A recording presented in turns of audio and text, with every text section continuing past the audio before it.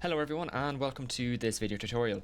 This is going to be one of many video tutorials on this topic. We're going to be going through the first year applied technology goal-oriented digital portfolio that we're going to be working on coinciding with our birdhouse project in the classroom. So throughout these video tutorials, we're going to go through each of these slides and essentially go through step by step on what we do to fill them in, how to import your photos, how to answer these questions, and essentially how to complete a really high standard digital portfolio ready for submission once you complete your birdhouse, so that you can submit your portfolio and your birdhouse at the same time, both of which are a very high standard. So in this video, we're going to go through the first 3 slides. So we're going to go through the introduction slide, we'll go through our mood board, our inspiration, and we'll also go through the marking out stage. And in later video tutorials, we'll go through slides 5 all the way up to 11. So in this video tutorial, we'll go through slides 2, 3, and 4. So just having a look at this very first slide here, we're going to keep this slide in until the very end, and once you come to submit your portfolio and your birdhouse, you're going to get rid of that entirely. But just for now, we're going to keep it in until the very end. This slide here essentially just gives you all the different tips and tricks that you can use to fill out a really high quality portfolio. For instance, the first one here, remove all the blue text hints and replace them with your own answers in black text. So that essentially means you're just going to remove the blue text here, put in your own answers, and then you're just going to highlight it then in black. So that is essentially what this slide is here. So what I would recommend doing is, in your own time, just have a read through here, make sure that you're checking all of the different boxes and keeping up to date as well, just following this criteria here. If you're able to follow all of this criteria, you're going to submit a fantastic portfolio. So let's have a look at our very first slide, and this is a very simple slide. This is literally just filling in your own details, and we've got a couple of questions here that we're going to go through here. So your name, you're literally just going to fill in your first and your second name. Your year and your subject, you're going to put in your first year applied technology. Your project name is going to be your birdhouse and your digital portfolio. So your learning goal here. So what is your learning goal? You'll notice this is called our goal-oriented digital portfolio, and you'll notice that in every single slide you are going to have a goal for the next lesson. So your goal essentially here is, what do you want to achieve overall? So think about your personal development. Do you want to build upon your creative thoughts? Do you want to improve your craftsmanship? Do you want to improve your confidence in the use of hand tools or machines? It's entirely up to you. So just for the sake of this tutorial, I'm going to say I would like to improve my confidence in the use of hand tools. That would be a fantastic learning goal to have. Down here, what we're going to do is you're going to essentially pick a bird. Because this is our birdhouse project, we're going to add a little personal touch to it. So if you were a bird, what bird would you be? For me, I'm going to be a robin. Down here, you're going to place a photo of your chosen bird. So you're going to head on over to Google search, look up your image, and you're going to pick maybe a couple of images here. So copy your image, and you're going to get rid of this box, and you're going to insert your image. And all you're going to do then is you're just going to place it in here, somewhere around here. And if you want to, you can add a couple of images. So have a look here, see what images stand out to you. It's entirely up to you on how many images you add.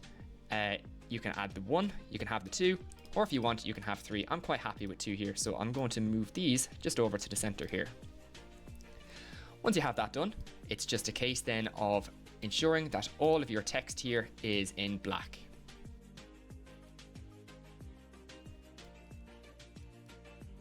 It is entirely up to you. If you do want to keep it blue, that's absolutely fine. Or if you do want to make it black, that's absolutely fine as well.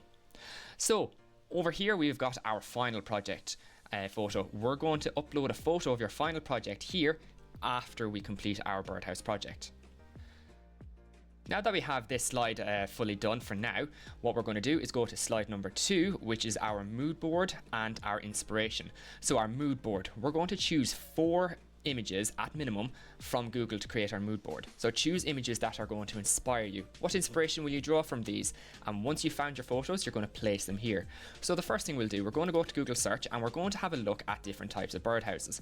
So when you find a birdhouse, let's just say I'm going to pick this one here, and all you're doing is you're going to copy the image, go back over to your portfolio, and you're going to paste it into here. And what we'll do is we're going to get rid of this box, place your images all here. Okay, so remember, we need to choose a minimum of 4 birdhouses, and you're going to choose birdhouses that kind of stand out to you. So I chose that because I like the color of it.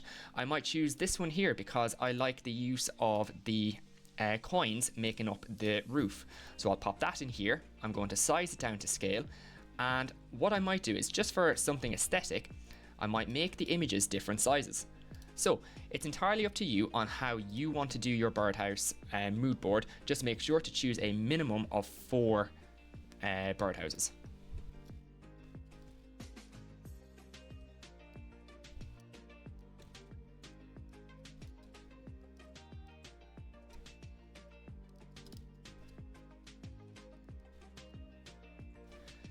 Now that you have your mood board done, what we're going to do is we're going to have a look over here. So my design choice, how have you chosen to design your birdhouse? So you're going to essentially have a look over here and gather your inspiration. So what inspiration have you drawn from here? You're essentially just going to answer it here. So I would like to add color, natural resources such as twigs and moss, because for me personally, I really like this image down here because it uses natural resources. Materials I'll use. So the materials we're going to use is, altogether, we're going to use pine wood. And for me, I'm going to use twigs, moss, pebbles, and we might use some coins as well, because I like the coin roof too. So I want my birdhouse to express. You're going to write a short paragraph on what you want your birdhouse to express. So essentially, consider care for wildlife, your own personality, peace and safety for the bird, how much you improved in making, your learning journey from designer to maker. So this is entirely up to you.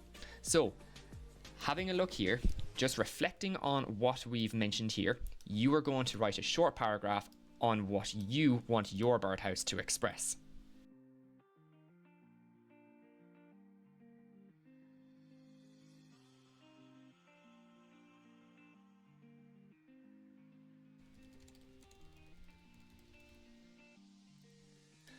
Once you've got your paragraph, then it's just a case of just changing the color from blue to black. And once you have that all done, that is essentially your slide 2 fully complete. So for the last part of this tutorial, what we're going to do is we're going to move on to the third slide here, which is our marking out. So in class, you were given 2 components, the front and the back panel. We used a variety of tools such as the tri-square, the marking gauge, our ruler and our pencil to ensure that we marked out our components accurately. So in this slide, we are going to reflect on how we marked out both of those components. The first thing we're going to have a look at is our photos here. So what you've done is, in class, you've taken a photo of both of your components with the equipment that you've used to mark them out. So you've got your 2 components, your tri-square, your ruler, your marking gauge and your pencil. So just for the sake of these video tutorials, just because we haven't done the complete birdhouse just yet, I'm going to use a previous project that I've made as reference for the rest of these video tutorials, and I'm going to use the toy train. So I've made a toy train in the past, I'm just going to use this as an example for the rest of the tutorials. You are just going to replace what I say in regards to a toy train to the birdhouse. So you're going to upload your progress here. The first thing we'll do is we're going to get rid of this, and we're going to get rid of this, and you're going to place in your images just over here as well. So just placing them down just like so. So once you have your photos in, what we can do is we can head on over here, is you're just going to explain what we did in today's lesson.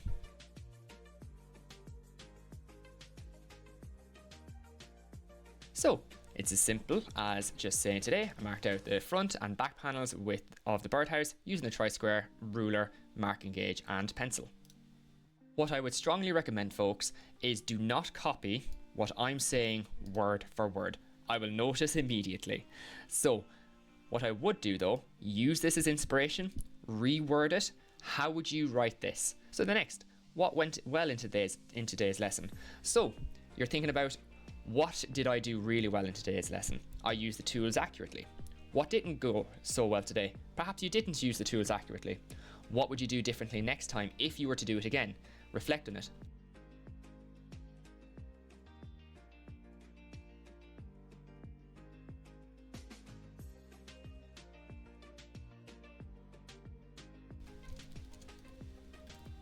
So let's have a look here. What I essentially just said, I marked out all of the components really well with the equipment. And then perhaps maybe at the very start, it's your first time using the tri-square, it wasn't flush against the surface of the timber, which led to a line that wasn't parallel. I would ensure that the tri-square was flush against the surface next time. So I've answered all 3 questions here. Again, don't copy these. So your goal for next time, what's your small, realistic goal? So improve accuracy, finish a task, or try a new tool.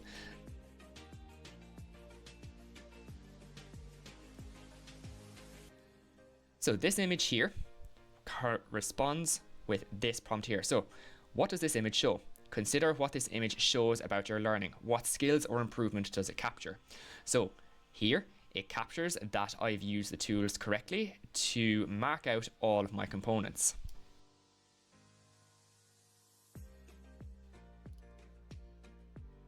Then finally, what we're going to do is we're going to pop on over here and we're going to select how we feel about our overall progress in relating to our marking out. So there's a few ways in which you can do this. What you can do is, I'm just going to move this decoration tree out of the way for the moment. If you want to, you can delete the ones that aren't relevant to you. So you're left with this one here. Or what you can do is you can head on over to Insert.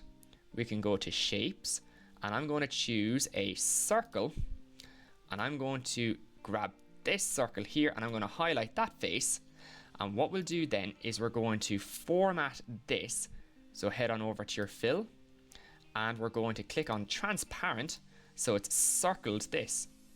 Or another way that you can do it is we can create an emoji or copy and paste an emoji in. So let's do a green tick emoji, copy and paste. On your iPad, it might be a lot easier to select the emoji. All you're going to do is insert an emoji. And all we'll do then is once we get our emoji, we're going to copy it.